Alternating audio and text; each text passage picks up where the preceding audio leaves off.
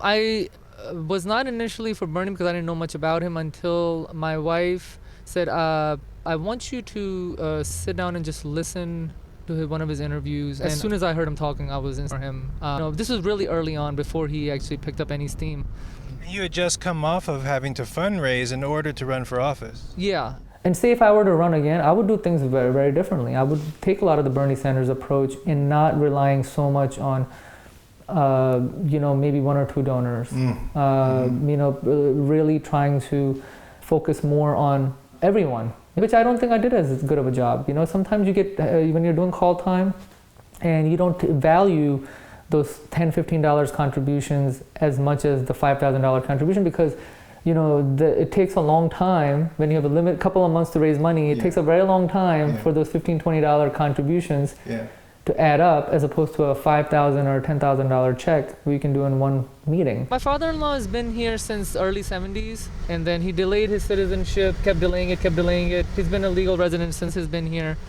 But when I was running for office for the General Assembly, him and I are very close, so he applied for his citizenship.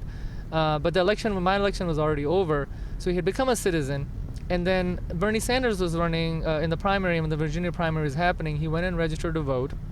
As a matter of fact, I helped him register to vote online because he kept asking me how to register. And he went to vote in Manassas City for the first time ever. And this, my father-in-law is 69 years old. This is the first time him voting in the United States.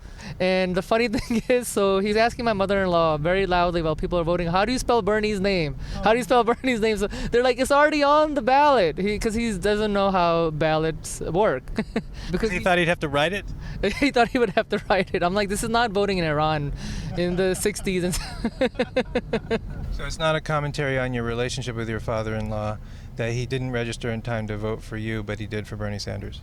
Well, I'm still a little annoyed that he didn't apply for his citizenship a little bit earlier. But no, I am happy that he did eventually register and was able to vote, because that's what, the American dream is about, and voting is a really powerful thing. And if an individual who has been so anti-voting and anti-politicians throughout his life can change, because of a powerful message like Bernie Sanders was presenting, then anybody can change. So a lot of people of color and others who are well-versed in American history can be really disappointed with Democratic leaders. Hillary Clinton received a question about history and spoke of Reconstruction with the racist Dunning School framework of Reconstruction having been a failure for something other than terrorism. Right. And Bernie Sanders was asked about reparations, and he gave the standard answer without really addressing the real reasons why we're not talking about slavery reparations yet.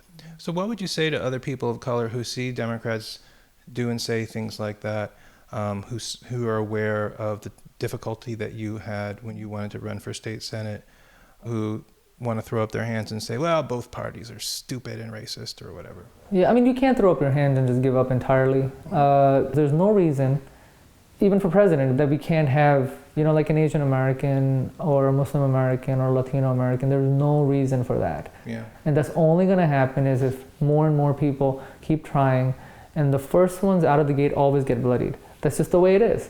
You have to have that mindset. You have to see the big picture. It can't be just self-serving and selfish. Because my hopes will be really nice is that I'm sitting on a recliner like when I'm 60 or 70 and I see a Muslim American getting elected as president. It'll be a great feeling to say that, hey, I played a very small, tiny part at some point, breaking down some barriers. So that's what I encourage folks to do. Your advice could very well have been applied to the Bernie Sanders supporter who, to them and to me also, he was the first candidate to say, we're done with this money and politics bullshit. Yeah. We're going to run with the money that the people will donate to me and no more. And that he didn't win has caused a lot of people to consider just giving up on the whole process. No, you cannot. You cannot. I openly was supporting Senator Sanders from very early on, because his message resonated with me.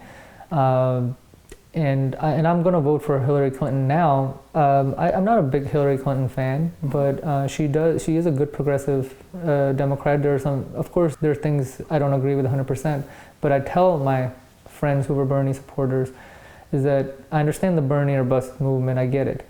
But he did break down so many barriers, and I think he did open up a lot of conversations, because I think you will see changes. I think he had a very profound impact on politics as well. 3 million individual donations or 4 million individual donations, it was marvelous.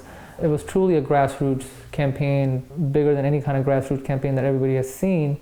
That can be brought to the local level, because unfortunately what I fear is that folks I saw at our local library who were Bernie supporters, I've never seen those people before. Yeah. I'm like, where were you guys when I was running for office? You know? Yeah. So you can't just keep getting excited about presidential elections. All politics is local. The local people running for office need so much help, because it's so hard to collect petitions, door knock. It takes a lot of time and energy. But we don't see a lot of these folks who volunteer for presidential years. They go away. Yeah. A lot of these people were not around when local elections are going on. I was also in Virginia when Obama won 2008, and I voted, for him. I voted for him in the primary as well. Yeah. And then the momentum and the movement that he had basically fused with the Democratic Party. Yes. And it didn't feel as grassroots. It didn't feel as uplifting.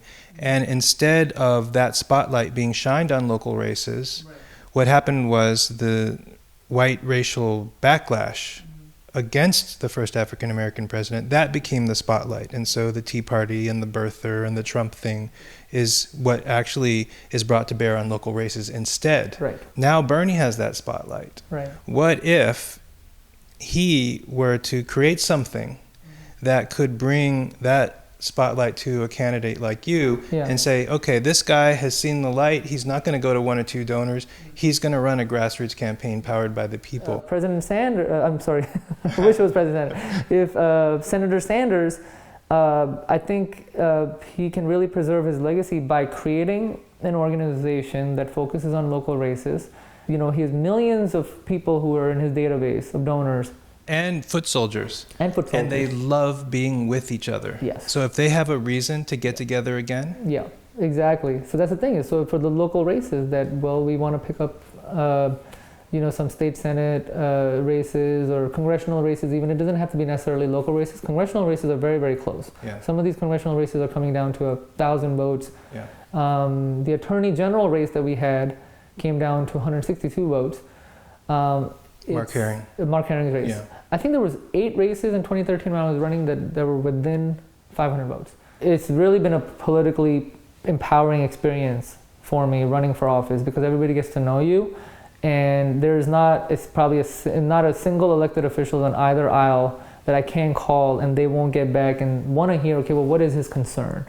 So you do get that respect. Mm-hmm. So I really encourage, especially Asian Americans, Muslim Americans, Latino Americans, get involved, definitely run. There is a lot of positives. Even if you might not win, you gotta definitely try it.